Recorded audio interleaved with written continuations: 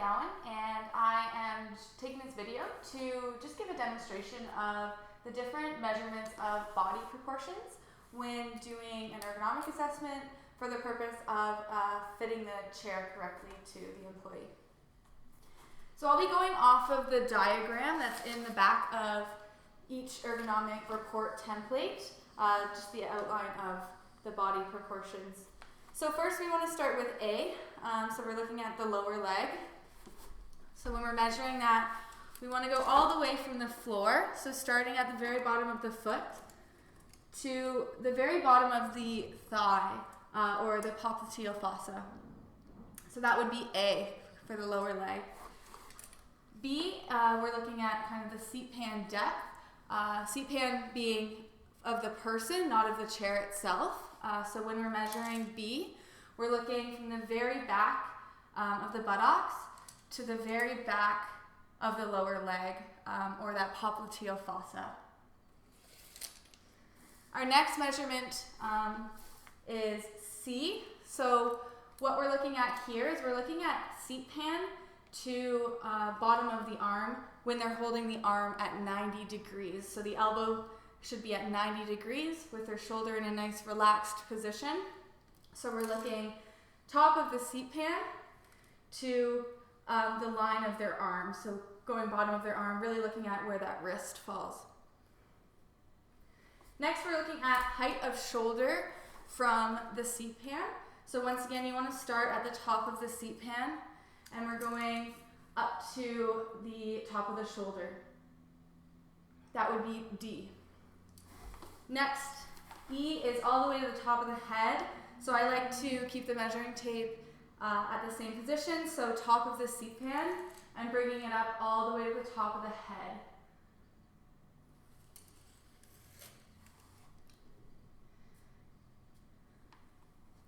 So F is actually the width of the seat pan itself, so the seat pan of the chair.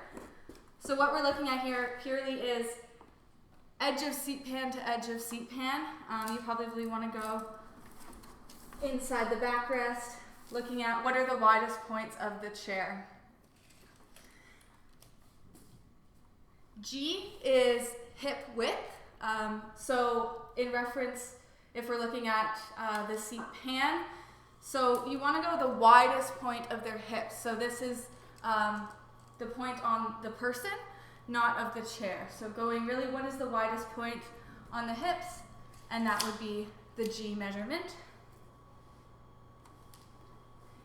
H is shoulder width, so shoulder of the person. So we're looking at edge of shoulder to edge of shoulder, and what is the widest point there.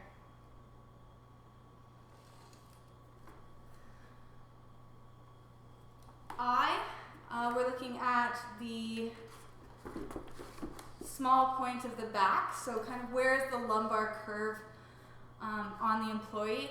And sometimes I find it helpful to help them locate it is if they were sitting in a chair or laying down and they wanted to put a pillow for support in their back wherever they put it, and you have them place their hand at that spot, and that's where I would measure to. If they need more prompting, usually I say it's somewhere around the belt line.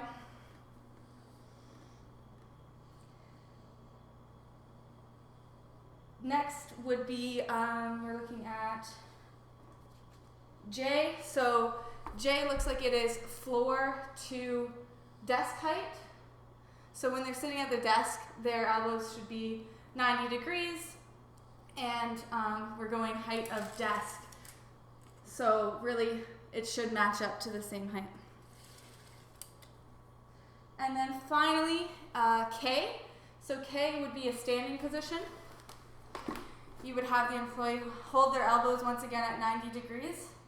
And we're going floor to bottom of wrist.